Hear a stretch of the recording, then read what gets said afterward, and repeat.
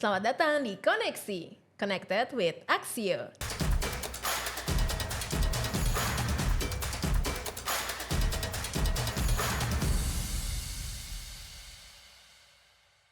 Halo Sobat Axio, balik lagi sama Claudia. Ini kayaknya udah episode ke-7 ya.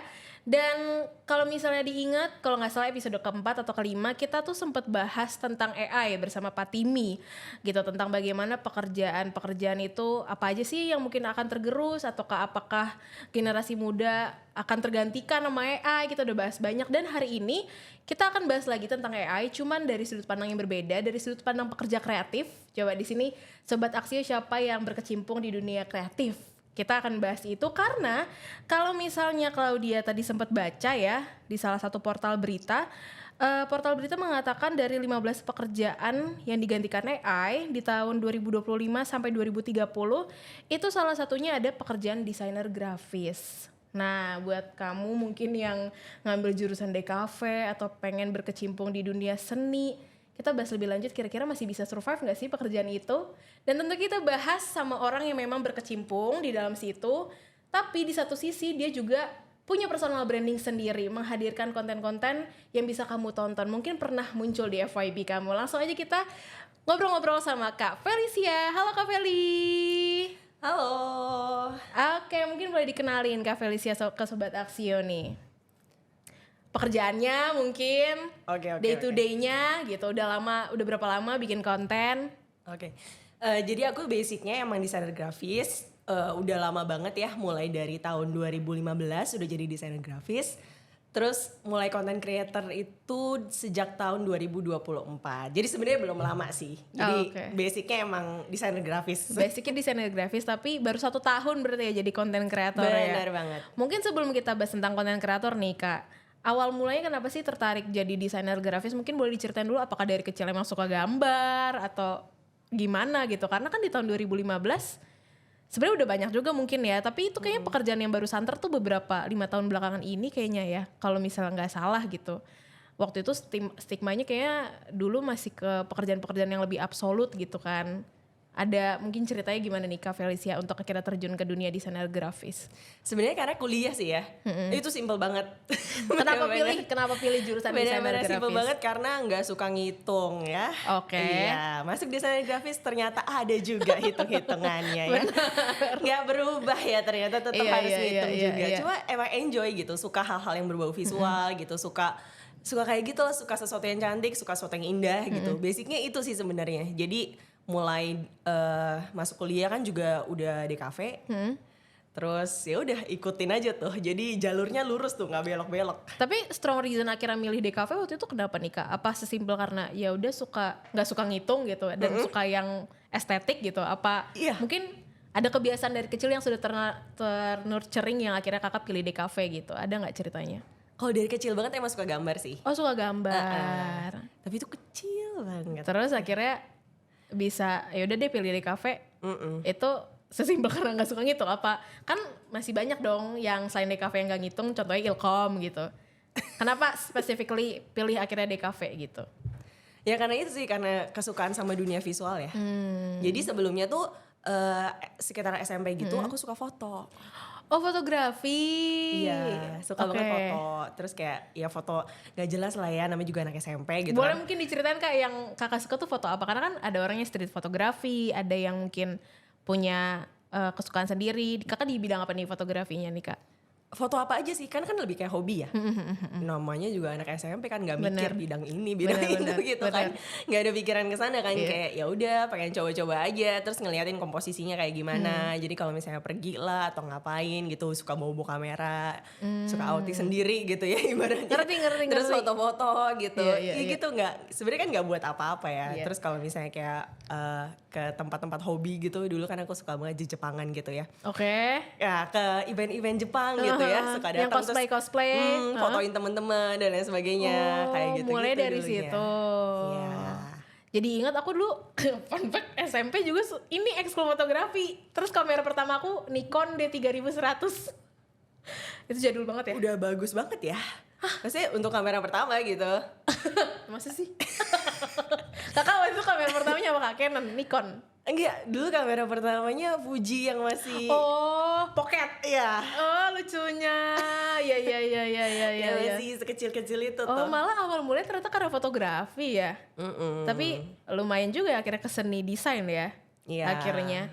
Terus setelah akhirnya masuk ke jurusan DKV, enjoy nggak? Atau mungkin ada sempat kayaknya nggak mau deh, nggak jadi gitu DKV? Atau emang dari awal tahun pertama kuliah sampai akhir, ya udah this is me gitu. Ada gitunya nggak, Kak? Enjoy sih, meskipun kayak ada beberapa bidang yang mungkin aduh ini bisa nggak ya gitu. Soalnya kan di DKV ada ilustrasi kan. Benar. Nah itu kan aku bukan yang jago-jago banget nih gambar. Ya ibaratnya kalau semua orang kan bilangnya wah DKV apa sih jago gambar nih gini-gini segala macam. Iya, Sebenarnya nggak juga. Itu Gak 3D ya berarti DKV. ya 3D ya? Hah? 3D berarti kan ya? Ilustrasi? Oh enggak, ilustrasi beneran. Jadi manual. Manual. Gambar. Iya, bener-bener literally gambar pakai tangan gambar gitu. Wow. Ya itu kan ada tuh. Terus kan biasa lah ya disandingin sama teman-teman yang lain kayak jelek nih gambar gua nih nggak berbakat nih. nggak bagus nih kayaknya nih hasilnya gitu ya. Pasti ada lah perasaan-perasaan kayak gitu ya. Karena kan emang di dunia desain kuliah ini tuh bener-bener terasa banget kompetisinya. Terasa banget karena kan kita ngeliatin karya orang lain terus kita tahu dia dapat berapa gitu-gitu kan. Bener. Benar-benar ibaratnya mungkin bahasa kasar ditelanjangi kan karya antar karya gitu ya. Iya benar banget. Tapi agak ini ya Kak, karena kan Kakak kan awalnya sukanya fotografi, terus akhirnya berkecimpung ke desain. Itu kenapa nggak waktu itu sekalian aja mungkin yang jurusan fotografi jurnalistik atau mungkin langsung ambil kelas fotografi gitu? Soalnya di desain itu ada juga jurusan fotografi sebenarnya. Iya sih, benar. Jadi kan pengen coba untuk belajar lebih kan, maksudnya daripada cuma satu bidang gitu, kan pengen coba untuk belajar whole-nya kayak gimana sih nih. Dan sebenarnya terbantu banget sih kuliah desain itu ngebantu banget untuk creative thinkingnya tuh diasah gitu. Jadi terbiasa untuk mikirin konsep, terbiasa mikirin konsep dari awal, dari konsep jadi hasil jadi. Nah itu proses itu tuh yang kayaknya tuh dilatih banget kalau di DKV. Masih ingat gak project akhirnya buat lulus apa Kak? Redesign website KPU. Sukses. Itu kerja tim atau kerja sendiri ya? Kalau DKV pasti sendiri. Berapa lama Kak waktu itu akhirnya sampai finish? Yang ngikutin aja sih, ngikutin timeline skripsinya kan. Ya tepat waktu lah. Wow, keren, tepat waktu. Iya. Cuman akhirnya kan Kak Felicia nih lama ya, 2015 sampai sekarang jadi graphic designer. Dan itu kan sebenarnya pekerjaan yang berbeda dari menjadi seorang fotografer ya kan Kak? Iya. Akhirnya choose to be a graphic designer tuh kenapa? Kayak menyampingkan hobi sebagai fotografer tadinya yang udah Kakak suka dari kecil, dari SMP, terus jadi mulai shifting ke desain itu gimana sih perjalanannya? Sebenarnya nggak benar-benar dikesampingin. Jadi tetap foto-foto juga. Tetap suka foto. Iya tetap foto-foto juga. Iya. Jadi misalnya ini kan kebetulan aku gereja juga ya. Kalau di gereja ada acara atau apa tuh aku tetap foto tuh. Tetap dokumentasi kayak gitu-gitu. Tapi untuk pekerjaan day to day-nya memang si graphic designer ini. Iya, karena kan jalurnya fotografer ini kalau mau reguler ya dapetnya wedding susah. kan. Iya. Wedding. Iya. Nah, wedding itu selalu weekend kan. Ya, which means tidak bisa bergereja jadinya ya. Tidak bisa menikmati akhir pekan gitu kan. Akhir pekan tidak bisa ke gereja juga untuk Amelia. Ya kan. Jadi ya udah nih menikmatilah di dunia desain ini. Meskipun tetap aja sambil kadang-kadang ada tuh job fotografi ada juga kadang. Tapi aku nggak tahu ya karena kan mungkin aku bukan yang terlalu in charge banget di dunia graphic design. Tapi kan biasanya orang tuh punya style yang masing-masing ya dalam ngedesain. Kakak ada mengelompokkan diri kakak masuk ke style yang kayak gimana enggak Kak? Mungkin kalau ngomongin taste kali ya, ngomongin selera sih, aku sih emang lebih suka yang minimalis gitu ya, yang simple lah, nggak terlalu banyak embel-embelnya gitu ya, maksudnya tipe-tipenya lebih yang kayak gitu lah. Berarti bukan yang kayak doodling terus yang kayak gitu-gitu bukan ya? Bukan. Aku nggak terlalu ilustrasi kan soalnya tadi. Iya. Nggak terlalu gambar. 2015 sampai sekarang itu kan 10 tahun ya? Iya. Capek gak sih ngedesain? Jujur. Enggak sih, sempat mental ya. block gak happy? Apa gimana Kak? Happy perjalanan sih. 10 tahun itu kan panjang banget ya Kak? Jadi emang di awal-awalnya tuh 2 tahun pertama kerja itu kan di agency. Wah mantap banget tuh kan ya. itu satu hari bisa ngerjain berapa desain tuh kalau boleh tahu? Atau berapa kali revisi tuh kalau boleh tahu? Satu hari mesti beberapa project sih. emang wajib gitu. Kalau di agency kan wajib seperti itu karena kita tuh dipantengin ibaratnya, ditanyain kalau misalnya belum kelar, kok belum kelar gitu kan. Emang tadi bikinnya berapa jam? Nah gitu. Kalau di agency tuh kayak gitu banget. Jadi pas awal-awal masih menyesuaikan diri lah ya. Terus kan setelah itu udah tahu nih ekspektasi bosnya tuh kalau misalnya pekerjaan A ini harus berapa jam, pekerjaan B ini harus berapa jam. Jadi kayak gitu ngikutin terus pace-nya gitu. Dan lumayan cepet sih pace agency kan. Bener. Kayaknya paling cepet di agensi ya pace dibanding apapun. Iya, kayaknya pace kerja di agensi tuh cepet banget gitu kalau dengar dari cerita teman-teman aku juga. Tapi kan jadi penasaran gitu kan. Itu kan terikat sama waktu ya. Sementara kan pekerjaan kreatif itu sesuatu yang kadang mungkin bagi kebanyakan orang ada moodnya gitu, terus kreatif blocknya gitu. Kakak dealing with the tight deadline itu gimana Kak? Apakah emang ada kiat-kiat kakak punya sendiri referensi banyak nih ratusan ribuan yang bikin kakak tetap bisa cepat ngerjainnya, atau mungkin dari Kak Felicia ya udah emang aku bisa aja pintar gitu nyelesainnya cepat gitu?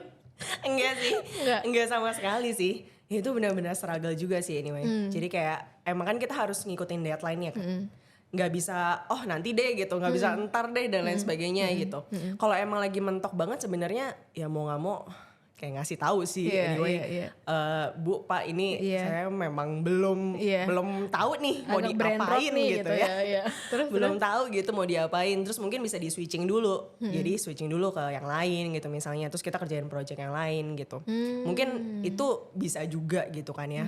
Atau ya memang mesti cari referensi aja sih, punya tempat-tempat buat cari referensi yang cukup oke, yang cukup banyak gitu ya.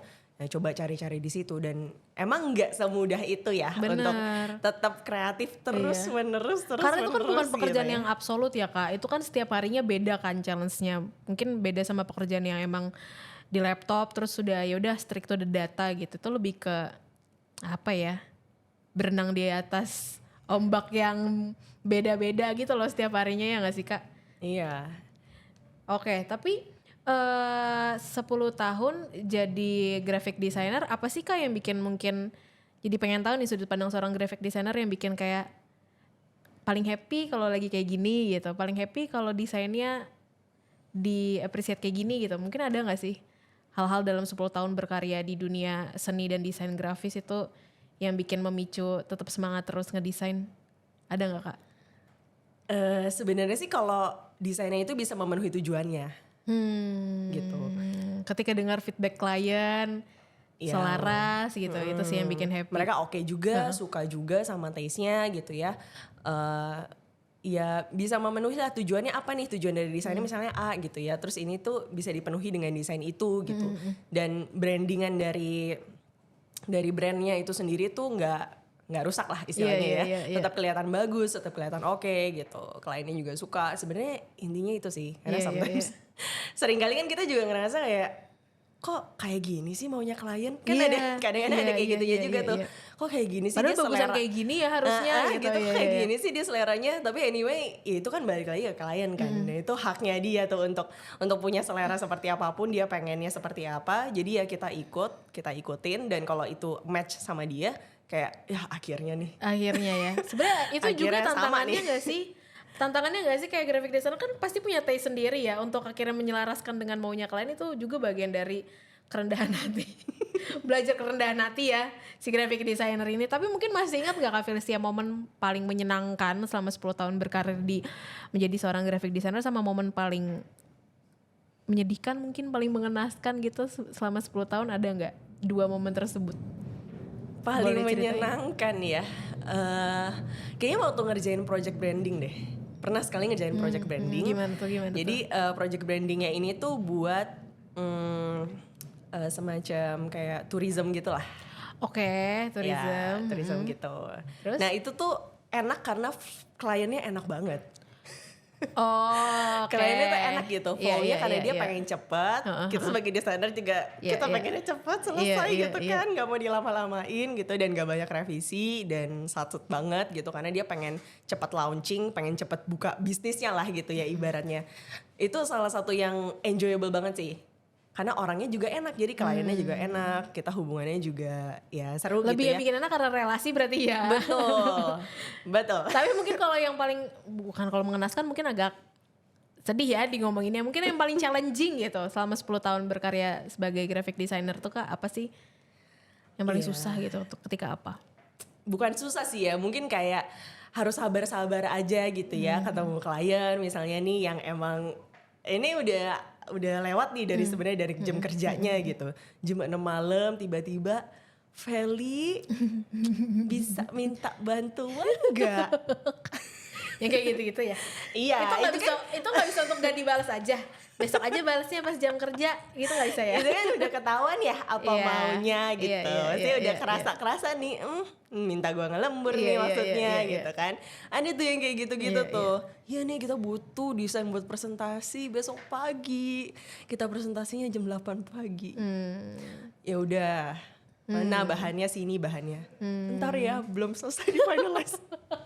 Wow, udah minta tolong ya mepet, materinya belum ada. Bener. Ujian banget itu ya kayak Iya, gitu. jam 9 baru datang bahannya kan. Tapi mungkin ini sih Kak, Kakak kan kayaknya path career-nya awalnya kerja under agensi ya. Which means ada payungnya sendiri gitu loh, ada regulasinya sendiri pastikan di agensi pun gitu. Sampai akhirnya setelah itu Kakak freelance ya. Iya. Nah, perbedaannya apa sih kerja under sebuah agensi atau mungkin sebuah perusahaan sama kerja sama diri sendiri itu mungkin boleh diceritain nih ke Sobat Aksio.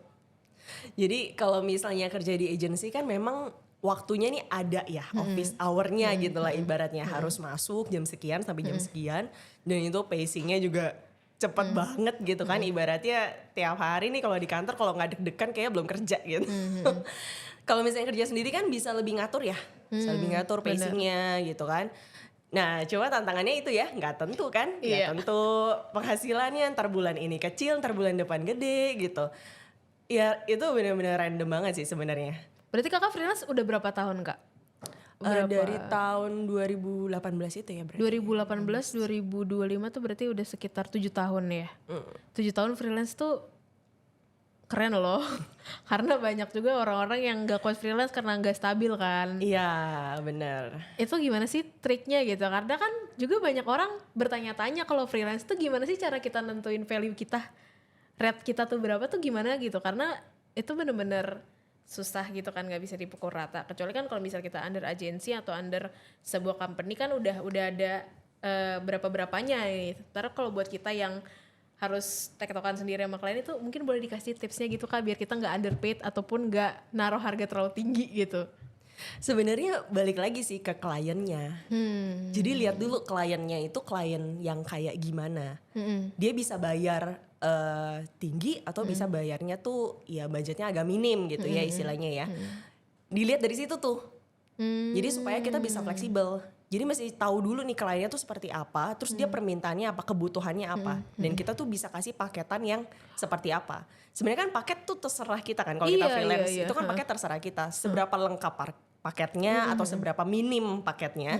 Itu kan terserah banget tuh ya, terserah dari desainer itu sendiri. Jadi kalau misalnya dia emang agent si perusahaannya ini tuh bisa ngasih lebih banyak, maksudnya punya budget yang lebih tinggi, ya kita bisa kasih paketan yang lebih lengkap. Bener sih. Dan mungkin timelinenya juga mungkin lebih panjang gitu ya, researchnya lebih dalam dan lain sebagainya kayak gitu. Tapi kalau udah kelihatan nih, oh kayaknya small business nih dan lain sebagainya ya kita bisa pakai paketan yang lebih minimalis supaya mereka juga bisa masih afford lah gitu istilahnya. Jadi emang harus ngelihat kliennya banget sih. Itu salah satu trik juga ya untuk punya paket-paket tersendiri ya. Jangan yang asal lepas aja gitu ya. Jadi ada ya jatuhnya kayak jualan aja sama aja ya Kak ya. Kayak jualan-jualan bisnis, tapi kita versi jasa gitu. Betul. Dan menurut aku jangan pasang flat rate. Oh, jangan. Gimana? Mungkin boleh dielaborasikan lagi tuh.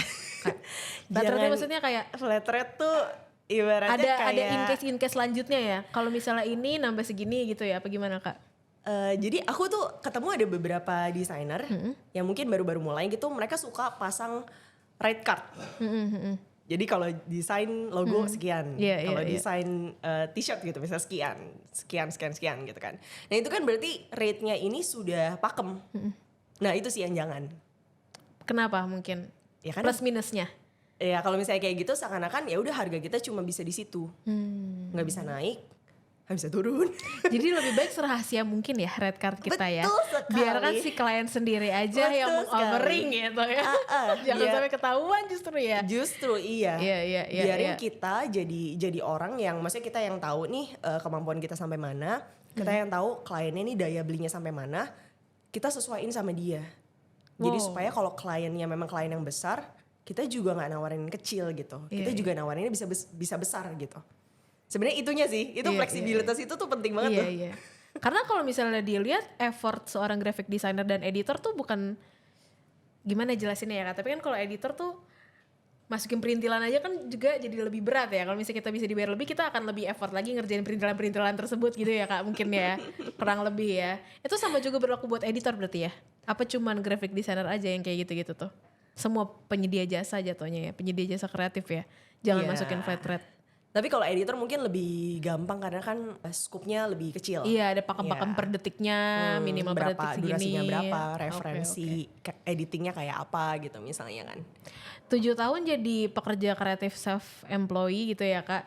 Terus akhirnya tiba-tiba tahun 2024 gak shifting sih, mungkin bareng-bareng jadi content creator tuh kenapa sih? Apa ada trigger sesuatu gitu? Apalagi kan biasanya seorang graphic designer yang biasanya aku kenal nih ya Kak, bukan tipe orang yang ngomong di depan publik. Orangnya belakang layar banget biasanya yang aku kenal. Apa mungkin aku mainnya kurang jauh? Tidak ada yang tahu. Tapi biasanya yang aku tahu teman-teman aku yang berkecimpung di dunia graphic designer, video editor itu rata-rata kurang suka ngomong, emang pekerja belakang layar aja. Apakah dulu ya Kak Felicia dari zaman dulu udah suka public speaking, udah suka ngasih insight, suka bikin video-video kecil, karena kan banyak juga ya konten-konten kreator yang sebelumnya dia tuh bikin YouTube kecil-kecilan tapi emang gak dilanjut, udah ada bibitnya sebenarnya gitu. Atau gimana nih mungkin perjalanannya Kak Felicia? Oke. Jadi nggak ada ya. Sebenarnya nggak ada bibit-bibit itu, nggak ada ya. Emang introvert banget anaknya anyway. Bener kan? Iya, emang sebenarnya emang lebih suka di belakang layar tidak suka muncul-muncul di depan gitu, bukan tipe yang seperti itu pada dasarnya. Cuma memang aku tuh ada panggilan spiritual kali ya, panggilan secara rohani gitu, Tuhan panggil aku untuk ada di dunia media. Sebenarnya itu, dan aku tuh udah tahu udah lama gitu kan. Nah, tapi aku jadinya kan aku pikir ya udahlah aku kerjain dengan pekerjaan aku aja gitu kan. Aku seringnya kan kalau freelance social media management. Jadi ya kurang lebih kan mirip-mirip lah ya, nih dunia media juga nih gitu. Berusaha buat kasih yang terbaik dan segala macam. Tapi di satu titik itu entah kenapa di tahun lalu gitu aku ngerasa kayaknya kok mau ya ngerjain sosial media orang lain, tapi kok nggak mau ngulik sendiri gitu. Kok nggak mau ngulik punya sendiri. Dan aku ngerasa di satu titik dimana pekerjaan yang aku kerjain tuh memang ya akan begitu aja gitu. Dia nggak akan evolve lebih lagi, nggak akan improve lebih lagi. Dan kalau aku pengen dalam tanda kutip nih mengeluarkan segala sesuatu gitu, diperes gitu ya istilahnya, mengeluarkan segala sesuatu yang aku punya di dalam otak aku nih, ya harus coba sendiri gitu. Harus coba sendiri. Karena kakak udah ngerasa udah sampai di puncak nih di dunia graphic designer, kayaknya ada sesuatu yang harus dikembangin lagi, berarti itu ya Kak kurang lebih triggernya ya. Iya, dan ya pengen itu sih ya, pengen gimana sih supaya bisa jadi berkat juga gitu, maksudnya gimana sih caranya supaya bisa kasih yang lebih baik lagi gitu ibaratnya, bisa kasih yang lebih excellent lagi, bisa kasih yang lebih lagi daripada yang udah pernah dibikin sebelumnya gitu. Karena jujur ya, masuk ke dunia content creator tuh sesuatu yang gak pernah dibayangkan ya. Iya. Sesuatu yang ingin dihindari. Oh, malah sesuatu yang dihindari ya? Iya, banget. Iya, tapi kenapa? Maksudnya terlepas dari panggilan spiritual, mungkin ada momen-momen tertrigger gitu Kak, yang sampai akhirnya ya kakak yang sangat introvert dan sangat menghindari jadi content creator di publik gitu, tiba-tiba tahun 2024 memutuskan untuk breakthrough gitu. Waktu nggak akan balik lagi kali ya. Jadi kayak ya udahlah lebih baik coba sesuatu yang nggak pernah dicoba gitu. Iya, waktu kan jalan terus nih gitu ibaratnya, dan nggak akan bisa, ya kita nggak akan bisa ngulang waktu itu kan. Jadi udah lewat. Istilahnya seakan-akan tuh ada impresi di dalam hati tuh kayak mau nunggu sampai kapan. Mau nunggu sampai kapan nih gitu. Tapi kenapa akhirnya fokusnya ke sosmed? Ya mungkin kan tadi kakak cerita kakak udah sering ngurusin sosmed, jadi akhirnya beralihnya juga jadi content creator gitu yang dekat juga tentunya dengan sosmed. Cuman mungkin ada spesifikasi karena mungkin sebenarnya kan masih ada wadah lain, contohnya misalnya jadi guru, maksudnya bikin tutor sendiri gitu, ngasih ajaran tentang graphic design. Tapi kan kakak specifically memilih membagikan ilmu tuh ke sosmed yang dimana tuh free platform gitu kan ya kak. Ada nggak mungkin ceritanya? Mungkin karena terbiasa kali ya. Terbiasa gimana tuh? Jadi terbiasa ada di dunia, ya pada awal kan foto tuh. Nah foto itu tuh ada transisi menjadi video tuh. Ada transisi itunya tuh. Karena ya dulu kan Instagram gak ada Reels. Betul. Terus di tahun kesekian tiba-tiba muncul lah dia Reels kan gitu. Nah pas itu juga aku sambil belajar buat video dan segala macam. Itu udah di luar dari perkuliahan ya. Jadi udah otodidak sendiri lah gitu ibaratnya. Aku pelajarin lighting juga dan semuanya gitu. Jadi aku ngerasa ini satu cara dimana aku bisa ya nuangin semua apa yang selama ini aku udah pernah pelajarin ke dalam satu platform gitu. Ke dalam satu bentuk. Istilahnya bentuknya tuh adalah si konten itu sendiri gitu. Oke. Cuman mungkin jadi pengen tahu nih kak, kan berarti kan kakak menjalani sebagai pekerja kreatif dan juga menjalani sebagai content creator. Kesulitannya masing-masing di kedua bidang ini tuh apa sih? Mungkin yang bisa dielaborate ke Sobat Aksio yang mungkin pengen jalanin dua-duanya juga. Karena gak sedikit pekerja kreatif juga kan di Indonesia.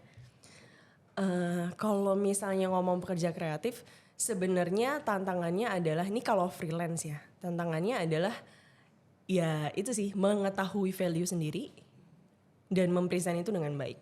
Orang-orang tuh banyak yang gak pede, ada yang kayak gitu juga ya, gak pede, terus kalau ditawar langsung manut gitu ya, kayak oke, baiklah kalau harganya segitu.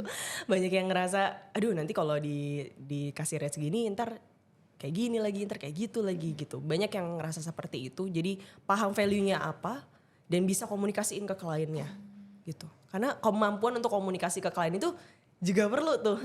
Nah masalahnya mungkin juga gak semua berani punya skill itu ya, karena kan kadang gak enakan ya, apalagi orang yang gak enakan ya udah deh kalau dia nawar segini boleh deh. Iya sekarang kan jadi kayak kita ikut aja tuh dengan flow dari kliennya itu, padahal kan kita yang harus ngeset ya, kita harus ngeset peraturannya seperti apa dan lain sebagainya gitu. Istilahnya surat perjanjian kerjasama nih kayak gimana nih dan lain sebagainya. Itu kan juga sesuatu yang dalam tanda kutipnya agak males diurusin. Suka males tuh. Agak males tapi sangat krusial ya. Betul, dan bisa nge-dragging banget satu project gitu kan sebenarnya. Itu penting banget sih kalau memang freelance gitu ya. Kalau untuk jadi content creator sendiri nih kak, setelah 1 tahun mungkin yang paling tergambar kesulitannya di bagian apa sih kak? Mengatur waktu. Karena apalagi kan kakak udah terbiasa kan waktu itu graphic designer agensi dengan tight deadline. Kenapa jadi content creator tuh mengatur waktunya susah? Apa? Karena ngejuggling ya, maksudnya ngejuggling berbagai macam hal gitu kan. Dan aku juga kan masih kerja, jadi aku gak full time content creator tuh enggak. Jadi aku masih kerja juga, ya ada tempat bekerja meskipun tidak full time gitu ya. Terus aku sendirinya juga masih terima freelance, kalau ada freelance kan jadi lumayan tuh, gimana nih kalau misalnya lagi ada project lumayan tersendat nih ibaratnya. Jadi kreatornya ini tuh agak jalan gak jalan gitu. Mengatur waktunya itu sih yang paling tricky banget sih. Yang bikin susah apa nih kak? Belajarin materi riset kontennya atau nyediain waktu buat syutingnya atau apa? Iya. Karena kan kalau aku, sorry kak, maaf, ketika aku nontonin konten-konten kakak tuh banyak membahas tentang website, ya kan kak, banyak tentang edukasi, pakai platform ini biar ini gitu. Itu kan juga sesuatu yang harus di riset ya. Apa susah di situnya, nyari waktunya atau gimana kak? Enggak sih sebenarnya, aku tuh yang paling lama sebenarnya di editing. Editannya Kak Felicia heavy banget guys. Tiba-tiba ntar ada pop up sini, terus nanti di overlay ini itu. Pokoknya ribet deh.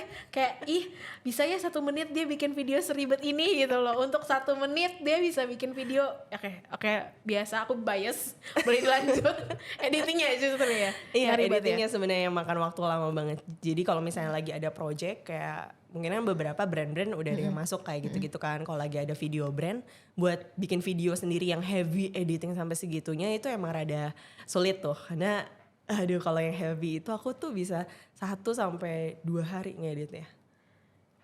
Oh 1-2 hari itu udah terhitung lama menurut kakak? Karena menurut aku itu cepat.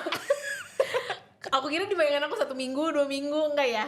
Berarti kakak ngedit serunyam itu tuh sekitar 1-2 hari ya? Iya. Tapi all day, all night?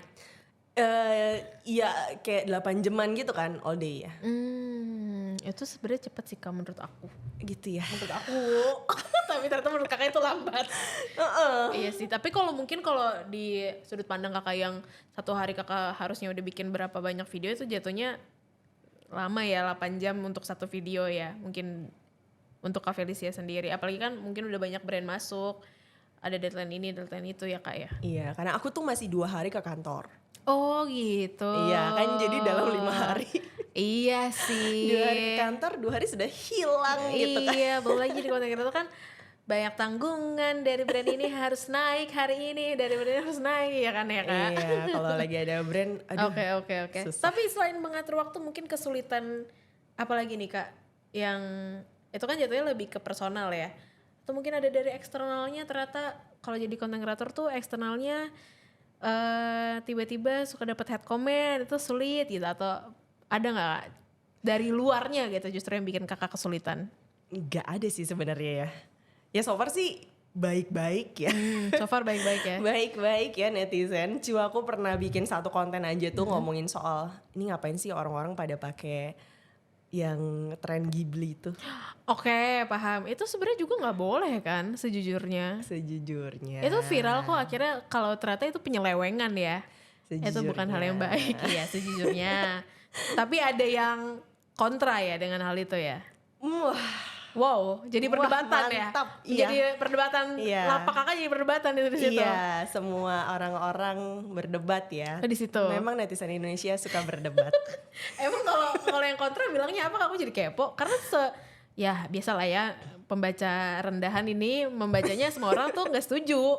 Aku belum ketemu yang setuju. Belum ketemu yang biasanya yang kepake akhirnya minta maaf dan ya udah akhirnya nggak pakai lagi gitu. Ternyata masih ada yang kontra ya waktu itu.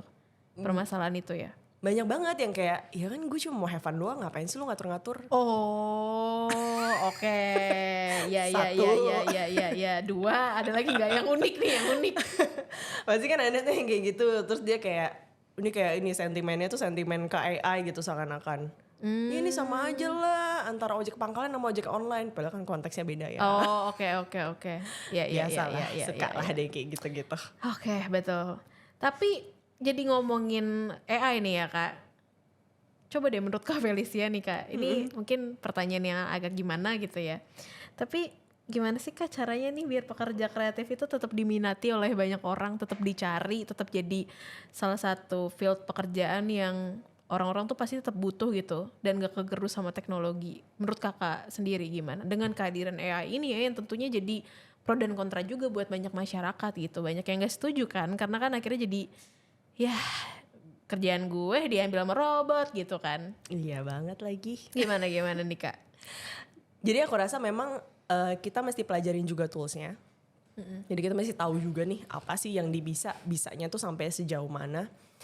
Dan sebenarnya ya kalau kita mau bilang oke, pekerjaan misalnya desain gitu bakal 100% digantiin sama AI. Apakah mungkin terjadi? Ya mungkin di entah tahun keberapa gitu ya, mungkin terjadi. Tapi sekalipun terjadi, orang yang bikin, yang nge-prompt ini dia kan harus punya taste juga. Betul. Gitu. Kalau orangnya memang tidak punya taste, tidak ada interest di sana, anyway kan dia butuh seseorang yang punya taste untuk bisa prompting gitu kan. Jadi buat aku tuh sebenarnya kita nih sebagai orang-orang pekerja kreatif, kita harus lebih expand lagi nih apa yang kita bisa, apa yang kita ngerti. Jadi maksudnya gini, kita tuh gak bisa cuma kayak punya skill teknis sebagai desainer. Itu gak cukup. Gak cukup banget tuh sekarang. Kita harus punya POV juga, misalnya nih ngerti juga konten. Misalnya ya, tahu juga nih, konten yang oke tuh yang kayak gini. Konten yang bagus tuh yang kayak gini. Punya skill lain selain daripada desain aja, punya skill-skill tambahan yang lain. Sama creative thinkingnya sih, kreatif dan critical thinkingnya. Supaya kita tuh bisa jadi konseptor-konseptor yang handal gitu. Itu sebenarnya perlu banget. Iya kan, dunia tuh akan tetap perlu orang-orang yang bisa ngasih ide, bisa ngasih ide yang bagus, bisa ngasih ide yang beda, bisa ngasih ide yang benar-benar bisa menyentuh hati orang lain gitu ibaratnya ya. Itu tuh tetap perlu. Nah permasalahannya kan sekarang nih dengan adanya AI ini anak-anak muda bisa jadi lebih malas. Iya. Lebih malas berpikir, lebih malas berhayal gitu kan. Itu krusial sih sebenarnya. Berarti Itu benar ya, krusial banget. apakah benar kalau misalnya ternyata di era sekarang orang lebih butuh kreator daripada eksekutor? Karena eksekutor udah ada AI dan ya teknologi yang banyak gitu. Betul nggak Kak stigma itu? Bukan stigma sih, mungkin opini itu betul nggak? Aku sih setuju banget ya. Oh iya, orang lebih Iya. butuh kreator dan konseptor dibanding eksekutor ya. Iya sih. Karena eksekutor itu benar-benar sekarang secara jumlah seakan-akan tuh yang tadinya butuh segini bisa diturunin banget. Sangat bisa diturunin gitu kan. Benar. Dengan subscribe ke AI gitu. Iya sih. Langsung prompting ini dan itu gitu Jujur, ya. betul. Tapi kalau dari pekerjaan Kak Felicia sendiri nih, kakak bersahabat nggak dengan AI? Karena masih ada juga Kak beberapa orang bahkan public figure yang memang nggak mau pakai AI gitu. Dia mau create sesuatu tuh sendiri aja original di tangan dirinya gitu. Kalau dari Kak Felicia sendiri menyamaratakannya dan menyimbanginya gimana Kak dengan AI ini? Jujur kalau sendiri ya, kalau aku sendiri sebenarnya aku nggak terlalu pakai AI kalau ngedesain. Aku pakai AI kalau ngebales email. Wow, benar.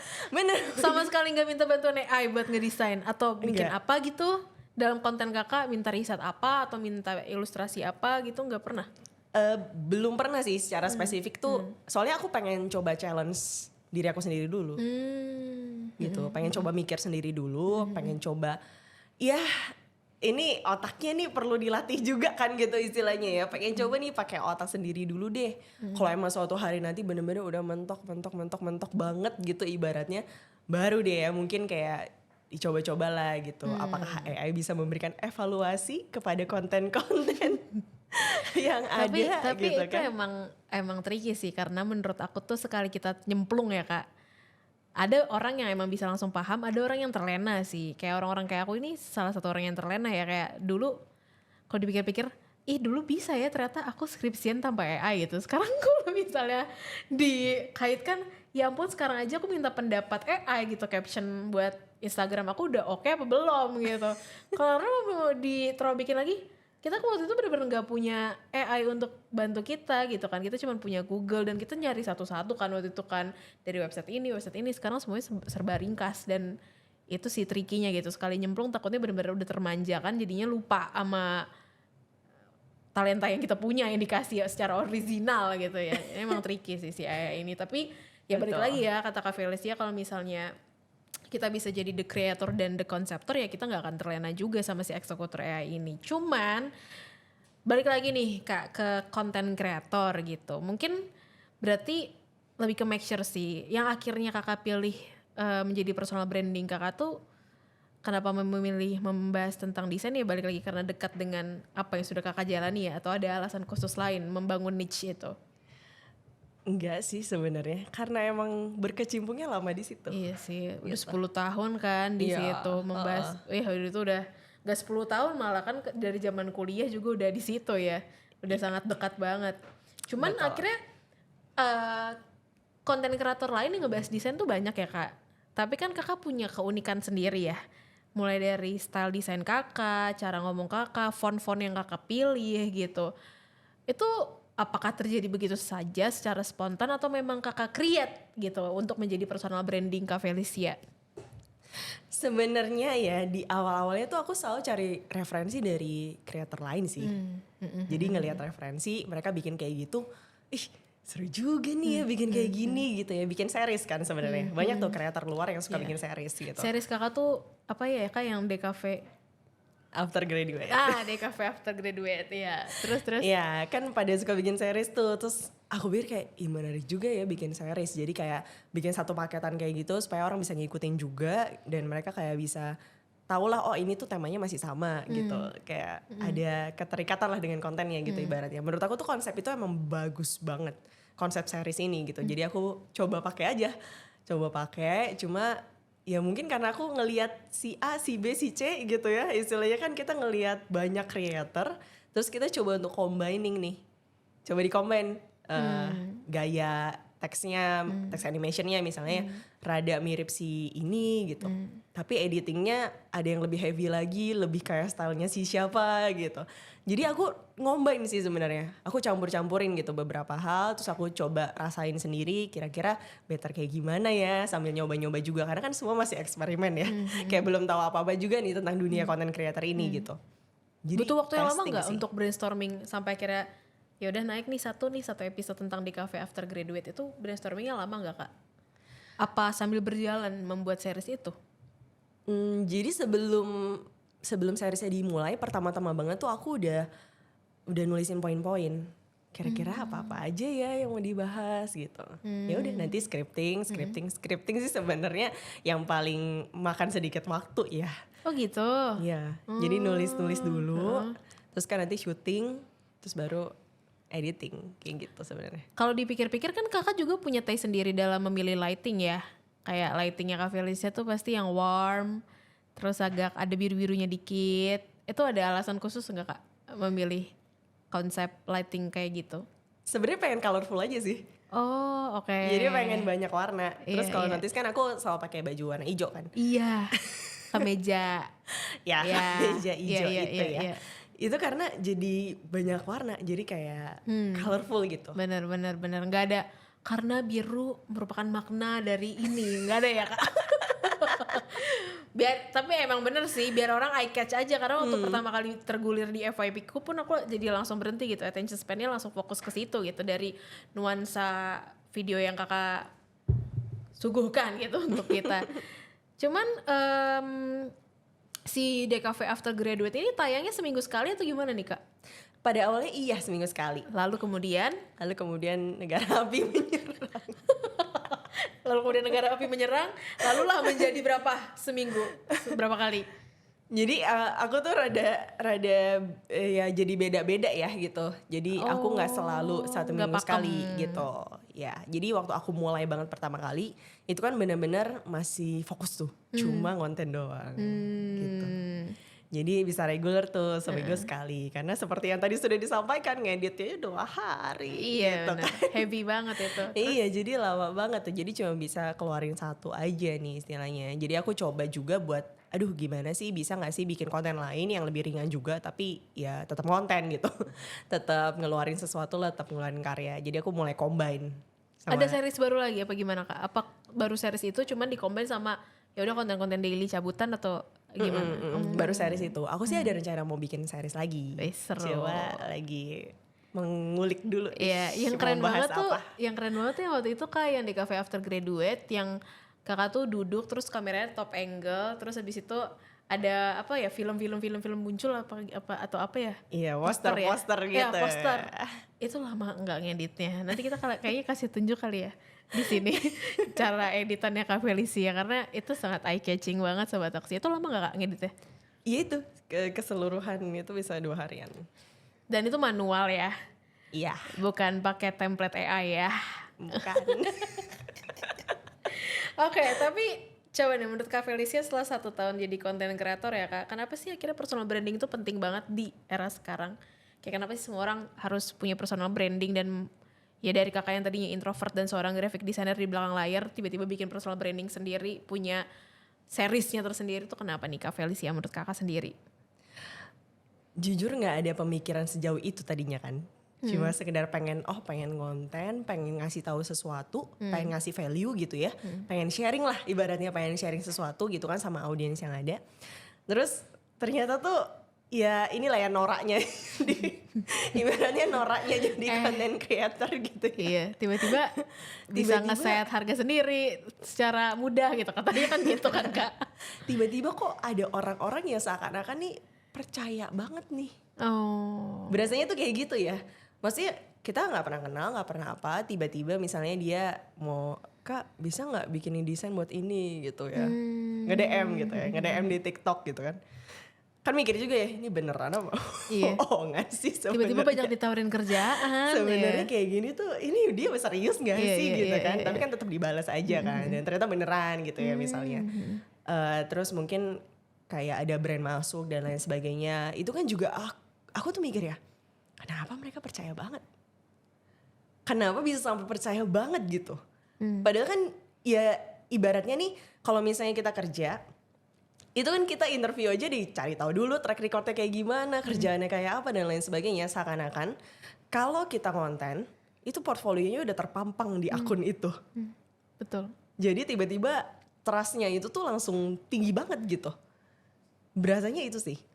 Itu beneran berasa banget kayak sih. Nih kita kan orang asing ya, kita tidak saling mengenal nih satu dengan yang lain. Ternyata hanya dengan sebuah video 1 menit itu bisa bikin orang sepercaya itu gitu sama kita. Betul. Tiba-tiba udah bisa nebak, nih orang karakternya kayak gini, nih orang karakternya kayak gitu gitu ya. Iya, pasti kalau diajak kerja sama brand dia bakal jadi kayak gitu, jadi tiba-tiba kayak gitu ya. Berarti sepenting itu persona yang kita bawa ke dunia digital ya Kak. Jadi portfolio yang sangat strong kayaknya itu. Strong iya banget. sih, karena kalau dipikir-pikir sering banget sih. Aku juga kadang kalau misalnya baca gitu ya, konten kreator misalnya adalah konten kreator viral gitu. Terus isi komennya tuh pasti udah paling tahu banget tentang si orang ini.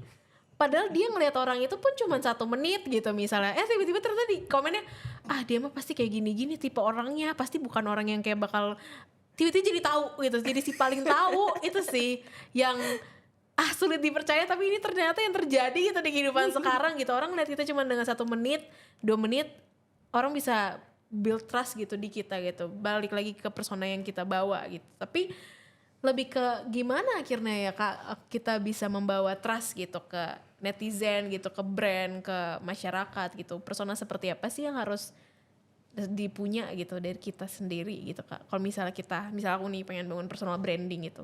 Biasanya yang paling dicari itu yang kayak gimana Kakak tahu gak Kak? Aku rasa gak usah mikirin ini cari apa ya. Tapi just be authentic aja. Dari situ ya? Iya, authentic dan ngasih value sebenarnya. Tapi Kakak bisa ngeradar gak? Bisa nge-sense gitu kayak mana orang yang kontennya tuh gak authentic gitu. Mana yang gak become their own self gitu, bisa kerasa gak sih? Karena aku pun bingung, karena kan semua orang sekarang sama gitu ya. Di FYP ku ya semua konten kreator ya udah gitu loh. Ya gitu. Atau mungkin sebagai sesama konten kreator bisa nge-sense kayaknya dia aslinya nggak kayak gini deh gitu. Siapa tahu ada tips and triknya. Sebenarnya nggak pernah sih. Nggak pernah ya.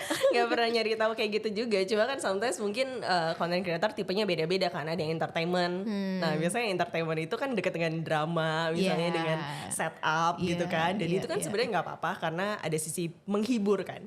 Kalau terlalu apa adanya banget mungkin juga kayak ya jadi nggak selucu itu, jadi nggak se-entertaining itu. Tapi kan kita paham ya dia melakukan itu tuh untuk menghibur gitu ibaratnya. Tapi ada juga konten kreator yang emang fokusnya di edukasi kan. Ya kalau mungkin bisa dibilang aku tipenya lebih kayak gitu kan, lebih kayak edukasi gitu, lebih ngasih tahu ini, ngasih tahu itu dan segala macam. Yang kayak gitu-gitu sih sebenarnya ya aman-aman aja ya harusnya ya.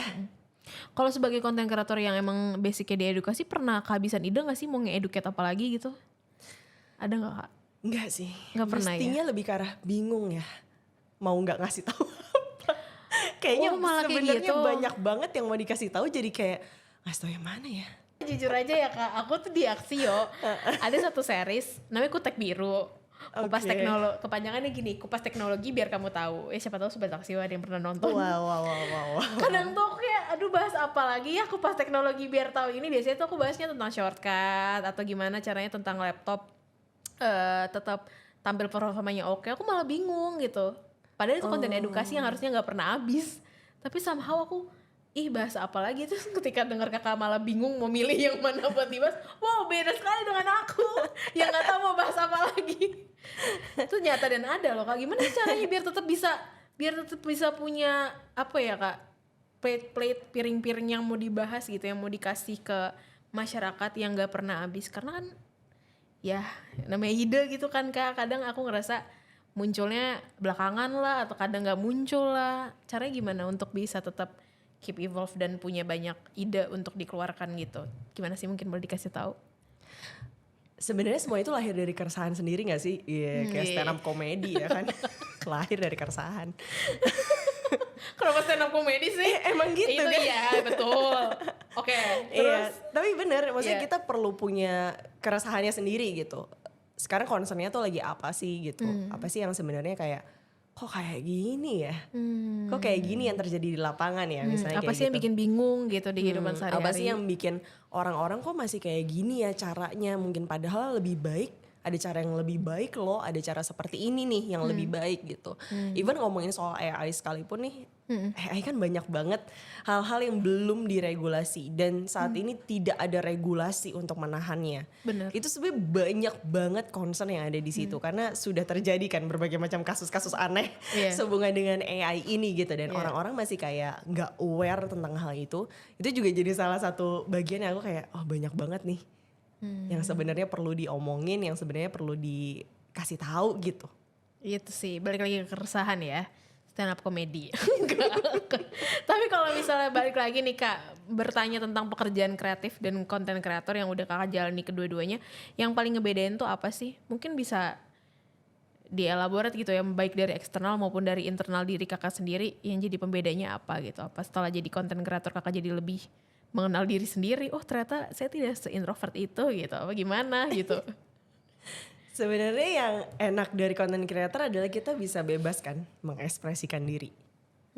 Betul. Ya mungkin itu ya. Betul, itu yang paling beda ya. Iya, itu udah salah satu yang paling beda banget deh, kayak ya terserah nih, suka-suka banget nih mau kayak gimana, mau jumpalitan, mau jungkir balik juga ya udah bebas aja gitu kan. Kalau ada klien ya pasti kan ikut klien gitu. Klien maunya apa, klien mau gimana. Tapi mungkin kalau secara materi nih mungkin yang orang-orang penasaran, atau secara revenue beneran enak banget ya Kak jadi content creator itu. Kayak kita bisa ngeset harga kita sendiri berapa, mau bayar seberapa, ya udah kalau nggak mau bayar ya kita cari brand lain gitu kan, kadang ada yang bilang kayak gitu kan.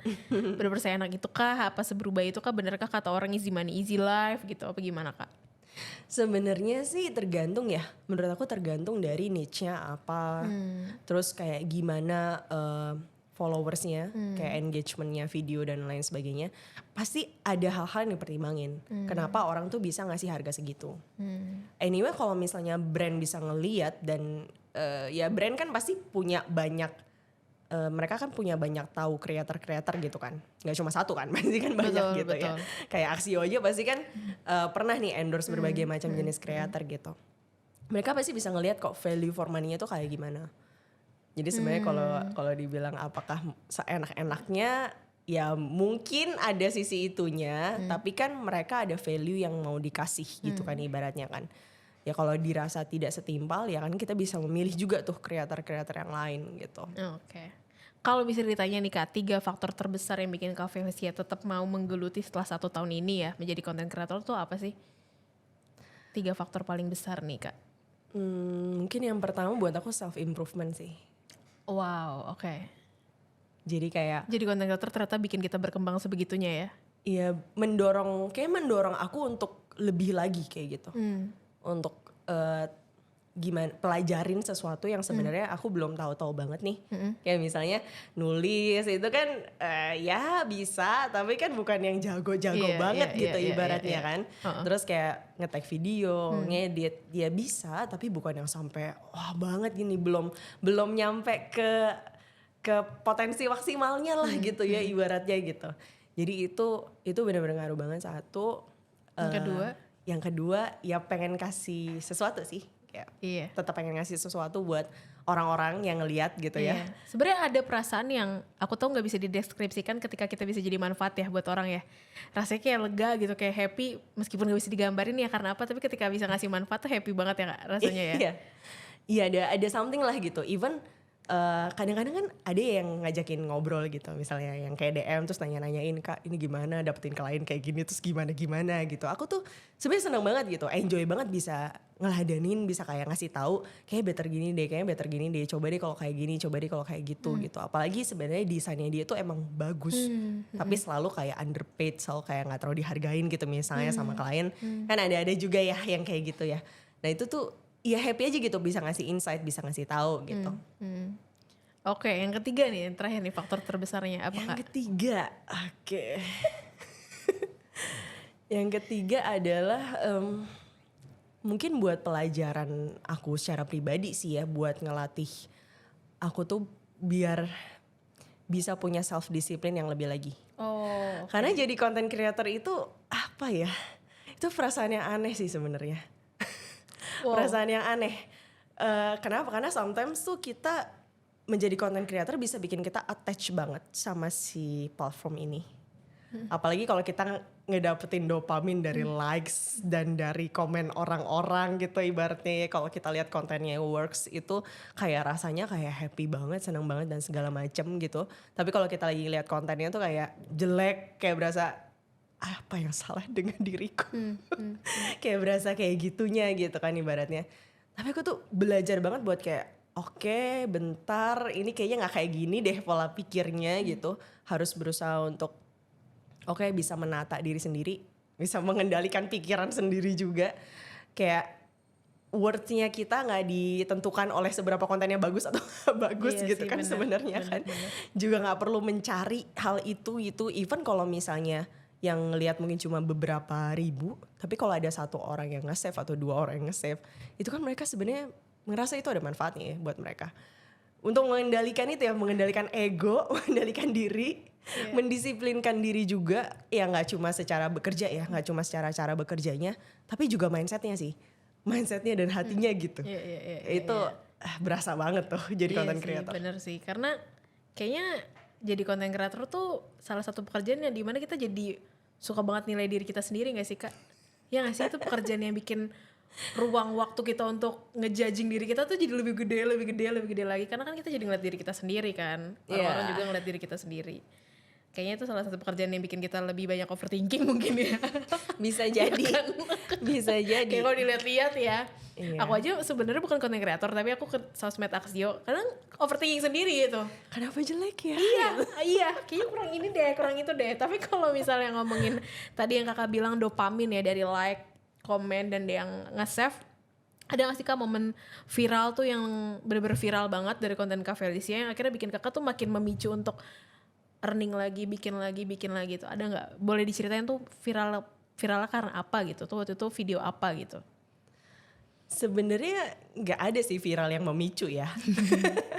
Oke, keren. Nggak viral juga, ya udah aja gitu. Emang karena tujuannya mau kasih manfaat aja kan dari awal motivasinya. Sebenarnya emang nggak memicu. Cuma mungkin yang bikin aku kayak berpikir, kayaknya emang di sini nih jalan yang harus ditekunin lebih lagi gitu ya. Jadi waktu pertama kali aku upload video, itu kan aku bahas font dulu. Ada 30 video tentang font. Satu-satu fontnya beda-beda kayak gitu kan. Namanya 30 Days of Font. Jadi aku tuh nge-up video yang pertama. Itu video pertama tuh langsung nyampe 10K ya. 10K kayaknya langsung nyampe tuh. Bener-bener yang pertama banget gitu kan. Terus yang ketiga, jadi day yang ketiga itu nyampe ke 100 ribuan istilahnya. Lonjakannya tinggi banget. Ya tapi kan nggak semua. Iya. Jadi dari 30 itu kan tidak semua ya, betul, ibaratnya. Betul. Cuma dari 2 itu aja tuh aku udah berasa kayak ini kenapa bisa cepet banget ya? Kenapa bisa naiknya tuh cepet banget gitu? Cukup kaget. Iya sih. Cukup kaget kayak. Betul. Padahal awalnya tuh skeptis banget. Karena aku ngerasa kayak font niche-nya tuh niche banget. Niche-nya tuh niche banget, bener lagi. Hey, tapi tidak lagi. Ternyata semua permasalahan graphic designer tuh banyak yang tentang font Kak.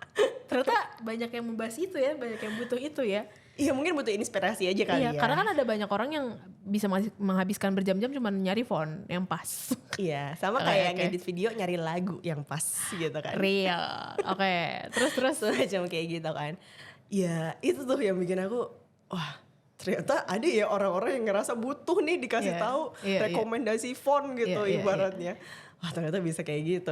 Terus waktu masuk ke series yang berikutnya di Cafe After Graduate, itu kan yang rame banget tuh yang emang kreatif bisa dilatih. Itu aku lupa part berapa. Kayaknya part 4 kalau gak salah deh. Bisa yang kakak ini kan air nge-freeze. Bukan ya? Oh itu beda lagi. Beda lagi tuh. Ada tuh. Iya terus. Hafal banget nih. Real. Terus. Gitu, itu juga rame. Itu kayak emang kreatif bisa dilatih. Hooknya itu tuh emang kreatif bisa dilatih gitu. Iya itu bagus sih. Iya itu asik tuh, seru juga tuh. Iya. Banyak yang komen-komen juga, seru lah gitu obrolannya ya. Tapi memang yang paling rame, yang viral banget ya itu Ghibli itu. Ya, itu. Karena itu momentumnya tepat juga sih. Soalnya berbarengan dengan orang-orang yang bikin petisi untuk gak bikin begituan kan Kak. Ya kan? Iya mungkin timingnya tepat banget buat riding the wave. Sebenarnya waktu mau upload aja tuh rasanya deg-degan. Iya sih, dan ternyata ketika tayang bikin deg-degan juga ya. Iya. Pro kontranya banyak ya. Bener ya.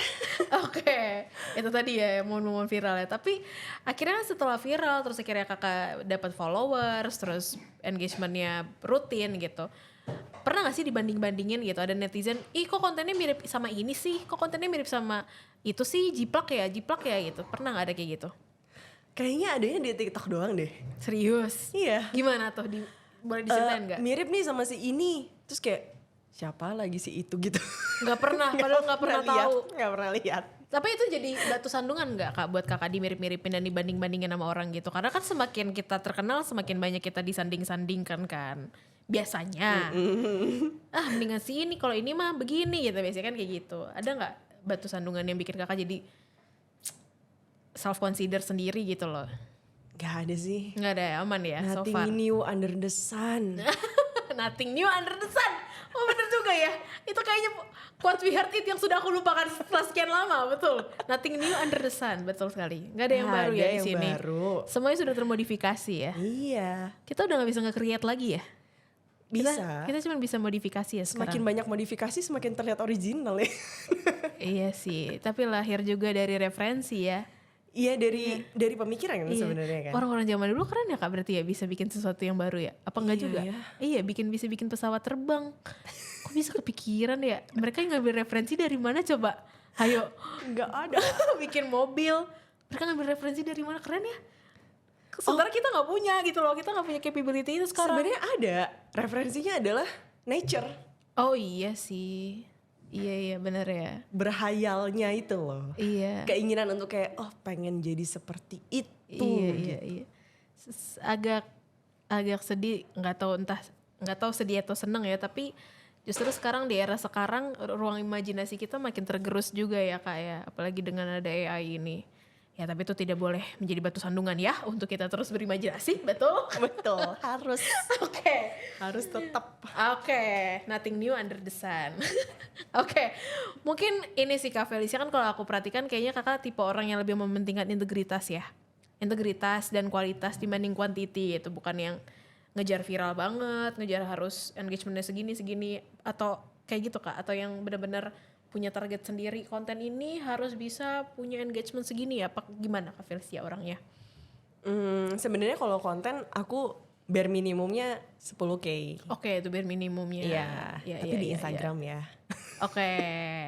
Bare minimumnya 10K gitu. Kalau misalnya emang sampai di bawah itu banget berarti kayaknya ada yang salah nih. Mungkin cara nyampein yang gak tepat gitu ya, atau gak sesuai, atau kurang relate, atau kayak gimana. Mungkin lebih ke arah situnya sih, jadi buat evaluasi diri aja. Bukan yang kayak harus segini banget nih gitu, atau harus cara-caranya harus kayak gini biar bisa jadi viral, nggak kayak gitu sih sebenarnya. Lebih santuy.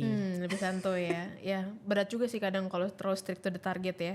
Tapi sebenarnya penting gak sih Kak menurut kakak tuh selain menjaga kualitas personal branding, apakah menjaga kualitas tools yang kita punya itu juga jadi salah satu hal yang mumpuni banget untuk bikin konten-konten kita tetap oke gitu? Sebenarnya kalau soal tools itu ngaruh banget ke productivity-nya. Itu ngaruh banget sih. Really ya? Karena iyalah. Bayangin kalau punya laptop lemot ya, ngedit editan se-heavy itu, terus laptopnya panas, kalau dicabut chargernya langsung mati itu. Itu bikin males ya. Betul, dan bikin pusing sih ya sebenarnya ya. Jadi jujur aja, aku tadinya tuh belum punya PC sendiri. Oke. Jadi karena berasa udah kayak berat nih, makin lama makin berat. Jadi tiba-tiba udah deh kayaknya harus ngerakit PC nih kayaknya. itu sampai sengaruh itu gitu. Karena ibaratnya nih kita lagi ngedit terus playback gak bisa gitu. Bener. Aduh, mau lihat apa nih? Bener. Gimana ngeditnya, gimana nyesuaiin timingnya segala macam, itu ngaruh banget. Tools ngaruh banget sih. Iya. Tapi ngomong-ngomong soal tools yang ngaruh banget, itu kayaknya nggak berlaku untuk content creator doang ya. Untuk semua orang tuh pasti apapun pekerjaannya penting banget punya tools yang mumpuni dan gak bikin kita ke dragging sendiri karena kelemotannya gitu. Nah nih Sobat Axio, Claudia mau ngasih tahu salah satu laptop terbaru kita nih Kak Felicia, yaitu Axio Hype RX 8. Jadi ini udah kalau buat mobility nih, kalau kakak pengen ngedit lagi sambil staycation atau mungkin traveling, gak bisa bawa PC kan. Nah Axio Hype RX 8 ini udah punya berat under 1 kilo, di bawah 1 kilo, yang dimana ringan banget gitu. Kalau masukin tas pun gak jadi masalah. Kalau under 1 kilo berarti ringkih ya Kak, gampang rusak ya, ketiban bakal rusak ya tidak. Karena kita pakai bahan magnesium alloy. Jadi secara bahan itu memang bahan yang memang ringan Kak, cuman tetap kuat gitu. Dan aluminium alloy. Dan yang bikin enak, ini mungkin buat Kak Felicia relate kali ya. Kita kan perlu warna yang akurat ya kalau orang graphic designer. Nah si Axio Hype RX8 ini udah pakai layar OLED 100% DCI P3 dan 100% sRGB. Jadi udah seakurat itu mau kakak ntar ngedit di laptop terus kakak cetak udah sama persis gitu. Enaknya di situ sih. Mantap. Axio Hype R ini, dan tentunya yang X8 OLED ini sudah ditenagai dengan prosesor AMD Ryzen 7 Pro 6850U. Jadi kalau buat editing nih Kak, editing di CapCut sambil multitasking, mau ngedit di Canva juga dan Zoom meeting dan lain-lain itu udah mumpuni karena dari prosesornya pun sudah oke gitu. Yang bikin enaknya sih baterainya sih Kak, karena baterainya juga tahan sampai 9 jam ini Axio Hype RX8 OLED. Nanti kakak harus cobain sih. Siap. Terus udah pakai Type C juga Kak, jadi nggak ribet lagi kalau harus bawa-bawa. Oh gitu, chargerannya kecil berarti tuh ya? Iya, pakai Type C. Mantap. Gitu. Jadi penting ya Kak, selain menjaga kualitas personal branding dari internal, kita juga harus punya gear-gear yang perlu mumpuni. banget sih. Perlu banget ya. Perlu banget. Sebenarnya yang menarik tuh Axio karena accidental damage protection ya tuh. Ih bener, wow, bener banget Sobat Axio. Jadi si ADP-nya Axio ini, kita tuh ada 3 tahun garansi sama 1 tahun ADP. Jadi si 1 tahun ADP ini kenapa akhirnya dibilang menarik buat banyak orang ya Kak, karena dia tuh melindungi dari segala kerusakan human error. Jadi kalau misalnya kita hilang, kemalingan, waktu itu pernah ada salah satu user kita kemalingan pongo, diambil pas diambil laptopnya pas dia ninggalin mobilnya, itu bisa kita cover gitu. Kalau ketumpahan air, dicakar kucing, punya kucing di rumah? Enggak punya. Anjing? Enggak punya? Nggak ada. Oke. Dicakar diri sendiri. Itu bisa tercover ya pemirsa ya Sobat Axio. Enaknya itu. Jadi buat Sobat Axio nggak perlu worry karena dari laptop kita pun udah kasih komitmen after sales yang oke buat jaga laptop kamu gitu. Iya itu seru banget sih fitur itu. Fitur ADP itu ya? Iya benar-benar ADP kayak itu menyelamatkan. Pas dengerin pertama kali itu kayak ya bener. Iya ya. Serius nih. Aku juga unbelievable dengernya. nyari rugi apa gimana gitu. Waktu itu pertama kali aku denger aku mikirnya gitu. Keren. Oke. Mungkin ini sih Kak, balik lagi soal niche, boleh mungkin diceritakan yang bikin beda Kak Felicia sama orang-orang content creator lain tuh apa sih gitu? Say it louder please. Yang bikin gue beda nih apa yo coba? Sebenarnya aku ngerasa orang yang bahas desain itu nggak terlalu banyak. Oke. Meskipun tadi Kak kalau dia bilang banyak ya, aku ngerasa kayaknya gak terlalu banyak. Mungkin karena luar negeri kali ya, luar negeri tuh banyak Kak. Luar negeri ya. Iya, tapi Indo tidak. Iya, Indo gak terlalu. Iya. Agak sedikit kayaknya tuh ya. Itu aja menurut aku udah satu hal, dan mungkin yang aku tahu tuh ada yang domisilinya tapi bukan di Jakarta. Oke. Iya. Ada tuh dia desain banget dan bagus-bagus gitu kontennya ya. Tapi dia domisilinya bukan di Jakarta. Itu juga jadi salah satu yang di Jakarta nih emang siapa lagi ya gitu yang ngomongin desain, mungkin gak terlalu banyak gitu ya. Sama sebenarnya style editingnya sih. Itu yang bikin beda ya. Iya. Ya enaknya jadi graphic designer dan seorang yang bekerja di pekerja kreatif tuh gitu sih. Kadang kita bisa lihat perbedaannya sendiri, taste-nya tuh beda gitu. Misalnya kayak di Axio pun ada graphic designer 5 orang gitu. 5 itu punya perbedaannya sendiri meskipun kita punya satu pakem guideline yang sama ya Kak ya. Ya. Perks of being graphic designer. Punya taste sendiri pastinya. Betul. Oke, mungkin dari Kak Felicia sendiri nih setelah 1 tahun jadi content creator, boleh mungkin diceritain yang paling signifikan perubahan hidup yang terjadi di hidup kakak setelah dan sebelum jadi content creator tuh apa sih? Apakah tiba-tiba kayaknya aku star syndrome deh Kak? Kayaknya aku, ya ampun udah deh aku gak mau, aku lepas sama pekerjaan freelance aku jadi full content creator karena aku udah keren banget gitu. Ada gak merasa gitu? Gak ada ya? Itu kayaknya aku kalau jadi content creator. Ada gak perubahannya? Ayo dong dicoba dong kalau gitu. Boleh. Ada gak perubahannya kayak yang paling signifikan? Sebenarnya sih mungkin yang berubah adalah jadi ada opportunity buat keluar dan kayak ngomong sama orang gitu sih. Kayak ngobrol sama orang yang baru atau ngomong di depan orang-orang. sebenarnya opportunity itu yang sejujur-jujurnya memang melelahkan ya. Tapi itu harga yang harus dibayar menjadi seorang content creator ya kan. Kita jadi dikenal publik. Apa ada yang udah pernah, Kak foto bareng dong, aku mau fans banget sama konten-konten kakak. Ya ampun, gak ada, gak perlu deh kayaknya gitu-gitu. Ya siapa tahu abis ini Kak Felicia makin melejit terus sampai ada kayak Kak foto bareng please gitu. Aku suka banget sama konten kakak gitu kan. Gak ada yang tahu. Kayaknya kalau aku ketemu kakak di KRL aku bakal minta deh. Oh gitu. Ntar kita foto ya, ntar kita foto. Oke, itu ya tadi ya kan, gak ada perasaan tiba-tiba star syndrome, gak ada ya, aman ya? Gak ada sih sebenarnya. Emang gak terlalu suka kayak jadi di depan. Mungkin karena motivasi dari awal juga bukan pengen jadi terkenal ya, tapi pengen kasih manfaat ya. Betul. Oke. Cuman Kak Felicia gak bisa dipungkiri kalau misalnya pekerjaan content creator tuh fluktuatif banget ya Kak. Replacement rate-nya tuh bener-bener wow. Kayak setiap hari ada yang baru, setiap hari kita kenal, si ini viral, ikutin gitu.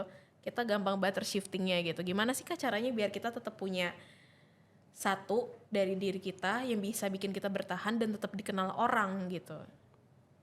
Aku rasa emang ya kita perlu lihat sih kebutuhan orang tuh apa. Sebenarnya pada dasarnya kalau kita sebagai creator tuh bisa menjawab kebutuhannya, itu kan aman banget. Jadi orang butuhnya apa, kita bisa ngejawab itu sesuatu yang akan terus berguna tuh. Mau kayak gimana pun ceritanya gitu ya. Dan mungkin di satu sisi perlu kali ya ngelihat situasinya sekarang seperti apa, concernnya nih lagi ke arah mana gitu ya. Butuh peka sih sama hal-hal yang seperti itu gitu. Supaya kita bisa kasih tahu kan, oh ini sebenarnya kita tuh harus bersikap seperti apa gitu. Terutama ya soal AI ini kan gitu. Salah satu yang di series aku kan di Day Cafe After Graduate sempat bahas juga kan, desainer emang boleh pakai AI. Ada sempat bahas itu juga kan sebenarnya, dan di situ aku nyobain juga tuh tools AI-nya dan segala macam buat bikin konten itu sendiri gitu. Jadi sebenarnya bisa-bisa aja selama kita terus relate, kita terus bikin karya gitu ya, terus ngasih tahu sesuatu yang bermanfaat dan berguna, itu bisa aja sih. Gak mungkin, istilahnya gak mungkin kelewat lah gitu ibaratnya. Berarti mungkin kalau misalnya diambil kesimpulan jangan terlena sama apa yang udah kita buat ya. Tapi bikin lagi sesuatu yang baru terus menerus. Karena kalau misalnya aku lihat ya Raditya Dika nih, salah satu contoh kecil yang aku pelajarin. Dia tuh kan awalnya dulu stand up comedian ya. Terus dia juga penulis. Ya tiba-tiba terus dia terkenal banget kan. Terus sempat gak terlalu terkenal. Terus sekarang terkenal lagi karena podcastnya. Kayak dia tetap bisa survive gitu loh di zone yang sebenarnya replacement rate-nya sangat tinggi. Itu juga salah satu contoh ya gimana kita bisa tetap survive gitu. Kuncinya adalah adaptif ya berarti ya Kak? Betul, harus agile banget nih. Oke, tapi kalau misalnya kita bahas lagi nih kan payung besar kita, apakah pekerja kreatif itu bakal punah gitu? Jawabannya tuh bakal punah gak sih Kak? Dia bakal sustain gak sih si pekerja kreatif ini? Aku ngelihatnya bakal evolve. Dia bakal berubah nih mungkin. Secara fungsinya bakal berubah, cara kerjanya juga bisa bakal berubah gitu. Jadi efisiensi kerjanya, cara kerjanya bisa bakal berubah, role-nya bisa berubah. Tapi selama itu ya kita tetap masih punya sesuatu nih yang kita bisa tawarkan, ide, konsep gitu ya, sesuatu yang fresh, sesuatu yang kreatif yang kita bisa tawarin, tetap orang-orang seperti itu tuh akan tetap kepake. Itu sih yang aku believe ya. Orang-orang seperti itu akan somehow tetap survive gitu. Kecuali udah skillnya terbatas, terus gak mau improve juga, gak mau coba untuk berpikir gitu ya, berpikir lebih lagi, punya creative thinking yang lebih lagi, punya critical thinking yang lebih diasah gitu. Nah itu yang akan susah buat keep up. Bahkan bisa dibilang susah banget. Iya sih benar. Susahnya banget. Tapi kalau misalnya nih Kak, kan kita sama-sama sekarang udah tahu ya di tahun sekarang nih 2025 dan tentunya ke depannya. Masa depan udah fokus dengan teknologi dan AI. Kakak yang di tahun 2013 atau 2014 bakal tetap milih jurusan DKV gak sih Kak? Akan tetap milih jadi pekerja kreatif atau enggak? Ketika mungkin kakak udah tahu di era sekarang tuh, ya ampun gitu susah banget ya jadi pekerja kreatif. Bakal tetap milih itu enggak? Tetap milih sih. Tetap milih ya? Tetap milih sih. Tetap milih ya? Iya. Emang susah kalau udah cinta ya? Iya. Apapun rintangannya kalau kita love and believe, we can do this. Bener gak Kak? Berarti apapun rintangannya di ke depan udah siap ya.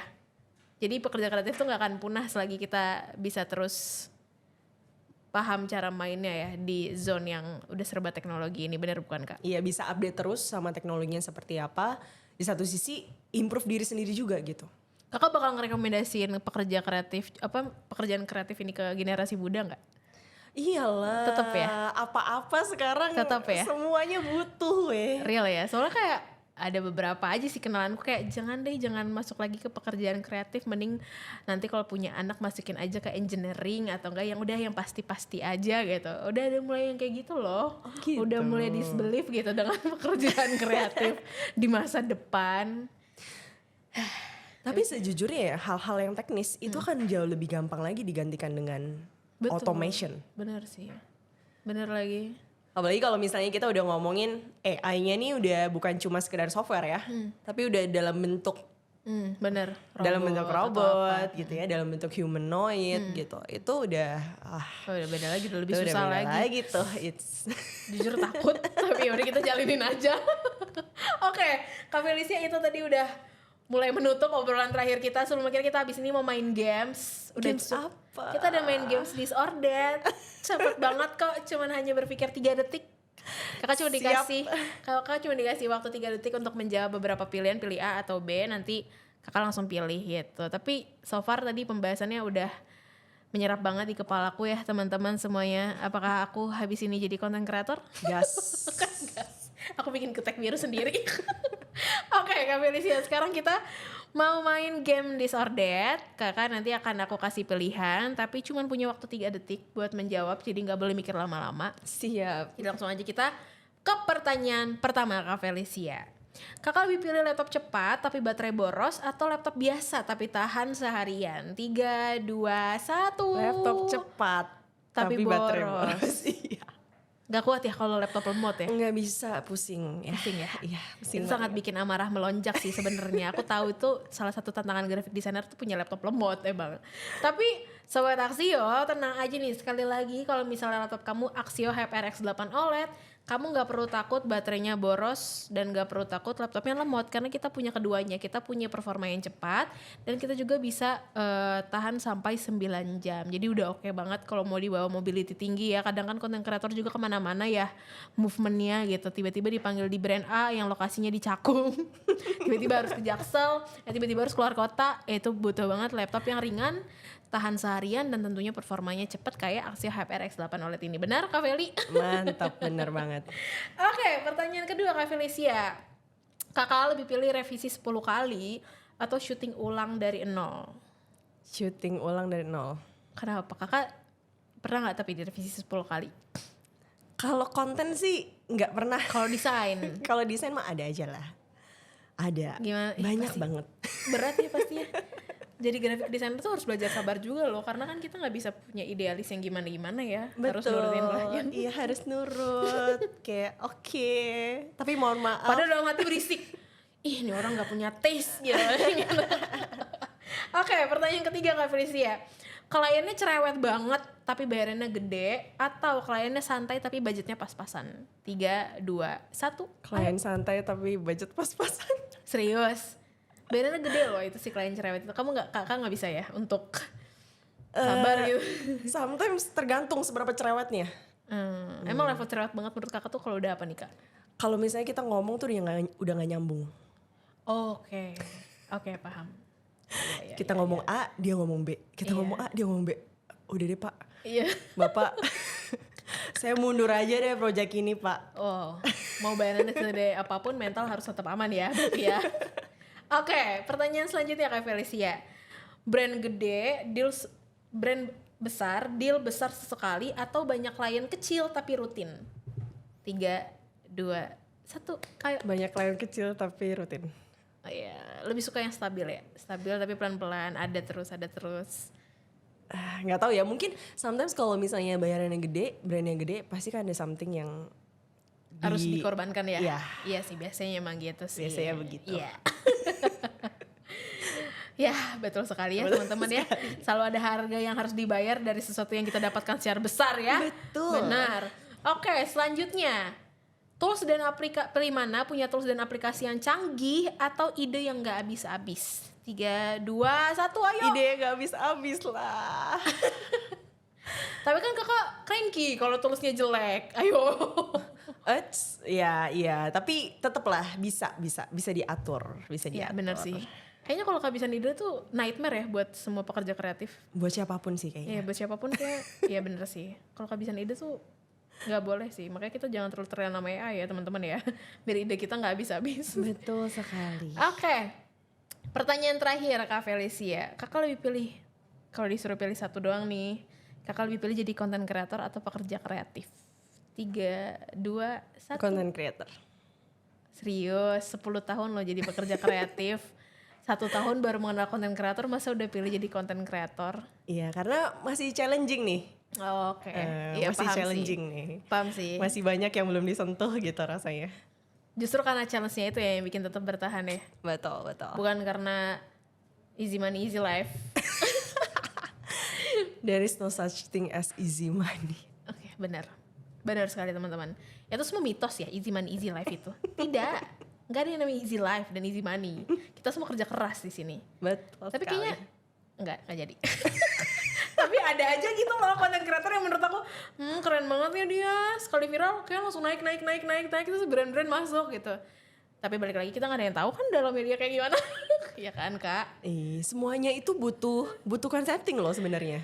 Iya sih benar. Nah itu apa yang tapi dia punya. Tapi aku sih percaya ada orang yang emang built to be gitu loh, kayak emang meant to be untuk ya udah dia nggak trying too hard, tapi ya udah she or he becoming like that aja. Bisa. Ada orang yang emang ditakdirkan kayak gitu. Bisa. Itu mungkin valid ya, easy money, easy life. Ada sense-nya tapi tetap. Iya sih benar. Itu dia tuh, iya itu sense yang nggak bisa vibes semua dan orang. sense yang nggak semua orang bisa punya. Betul sih. Wow, luar biasa, sudah selesai permainan disordered kita kali ini dan udah selesai juga ngobrol-ngobrol kita sama Kak Felicia. Buat teman-teman yang berkecimpung di dunia pekerja kreatif, tenang aja gitu, nggak akan tergerus. Dan kayaknya semua orang ya, mau apapun bidang kamu, mau apapun lini kamu, penting banget untuk bikin personal branding ya Kak. Penting. Kayak dari Kak Felicia tadi bilang, 1 menit aja itu bisa menghadirkan banyak brand datang ke kita. 1 menit aja bisa bikin mungkin 10.000 masyarakat percaya sama kita. 1 menit dengerin kita ngomong, 1 menit dengerin kita menyuguhkan sesuatu yang bermanfaat, itu ternyata bisa berpengaruh itu. Betul. Untuk kehidupan kita. Dan kayaknya penting banget ya Kak Felicia untuk jadi content creator yang selalu memberi manfaat ya. Kayaknya itu yang bikin kita survive juga ya. Salah satu personal branding yang bikin orang-orang survive tuh justru kasih manfaat untuk banyak orang ya. Iya perlu sih. Dan kasih manfaat ini bentuknya nggak absolut ya, beragam. Ada yang dari bikin konten-konten lucu-lucuan, itu juga kasih manfaat buat banyak orang. Menghibur. Sangat menghibur. Banyak sekali orang-orang kalau aku lihat konten kreator yang lucu-lucu tuh malah banyak yang berterima kasih loh, yang sangat heartwarming, yang kayak, Kak makasih ya, aku jadi bisa lebih survive lagi dari kehidupan lihat konten kakak gitu ya kan. Atau mungkin dari konten Kak Felicia, teman-teman yang mungkin nih ya, buat teman-teman yang belum nonton kontennya Kak Felicia dan kalian berkecimpung di dunia kreatif, bisa ditonton karena sangat bermanfaat ya. Konten-konten yang Kak Felicia keluarkan itu rata-rata konten-konten edukasi yang memang nyata dan ada dan bisa di-proceed gitu ya, langsung mulai dari rekomendasi website, rekomendasi tool, itu banyak banget ya Kakak ya. Mungkin ini nih Kak, terakhir gitu, boleh kasih motivasi buat generasi muda dan tentunya orang-orang yang masih takut-takut buat mulai personal branding. Boleh mungkin, apalagi Kakak kan seorang yang backgroundnya tadinya introvert dan gak pernah terpikirkan jadi content creator gitu. Boleh mungkin ke Sobat Aksio Kak. Oke, nih kalau ngomongin soal pekerja kreatif ya, biasanya kan ada sisi-sisi perfeksionis gitu ya di dalamnya. Biasanya itu sih yang mungkin bikin kita tuh jadi kayak, aduh ntar aja deh, konten mah ntar aja deh, nanti deh kalau misalnya gue udah jago banget nih, editing gue udah bagus nih dan segala macam. Tapi tenang aja, orang gak sepeduli itu teman-teman. Jadi mulai aja sekarang, coba aja dulu gitu. Karena by the time kita akan terus learning by doing. Kalau soal konten ini, kita kan ngerti selangkah demi selangkah, kita kan lebih tahu lagi gimana sih bikin konten yang lebih baik dan lebih baik. Tapi kalau kita nggak pernah mulai, ya udah tuh kita bakal stuck aja di situ. Gitu. Oke, luar biasa. Yang penting ngasih titik ya buat apapun yang kita kerjakan. Iya kan Kak? Oke, itu tadi ya Sobat Aksio ngobrol-ngobrol sama Kak Felicia. Sekali lagi makasih banyak Kak udah mau datang ke podcast Koneksi, ngobrol banyak tentang pekerjaan kreatif ini dan personal branding yang ternyata sangat penting. kita kayaknya udah gak bisa lagi deh private sosial media kita. Kita harus unprivate dan kita harus sepede mungkin ya Kak ya, bikin niche kita sendiri, asik. Iya, ditunggu kontennya kalau dia. Asik. Oke Sobat Aksio, jangan lupa komen kalian mau dibahas apa lagi, mau ngundang siapa lagi, boleh banget langsung aja drop di kolom komentar. Dan jangan lupa juga check out nih Aksio HyperX 8 OLED yang udah bisa nemenin kamu produktivitas seharian. Terus juga baterainya udah awet sampai 9 jam dan tentunya beratnya cuma di bawah 1 kilo. Penting banget buat kita yang sekarang mobilitasnya banyak dan tinggi ya. Dan teman-teman jangan lupa juga nih Sobat Aksio buat mungkin follow Kak Felicia, boleh dikasih info nih Kakak sosmednya. Oke, jadi bisa cek aja di Instagram @felicialoe. Felicia Lu apa Felicia Lu? Felicia Lu ya. Dan jangan lupa juga yang belum follow sosmednya Aksio dan juga subscribe YouTube-nya Aksio dan juga like tentunya semua series podcast Koneksi kita. Dan sampai jumpa di podcast Koneksi selanjutnya. Thank you, bye-bye.